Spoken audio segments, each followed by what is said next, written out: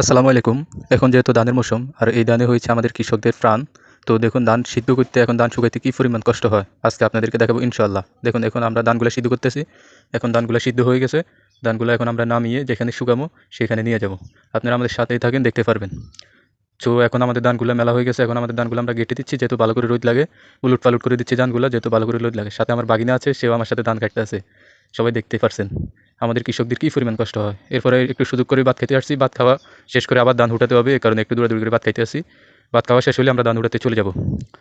তো দেখুন আমরা ধান উঠাতে চলে যাব। চলে যাওয়ার আগে আমি ভাত খেয়ে নিচ্ছি। কী কী দেখাইতেছি সেটা দেখতেই পারছেন। এখন ধানগুলো আমরা ভাত খাওয়ার পরে নিয়ে যাব। যারা আমারকে দেখছেন তারা আমার একটু সাপোর্ট করবেন। দেখুন ধানগুলো গোছায় নিতেই আছি।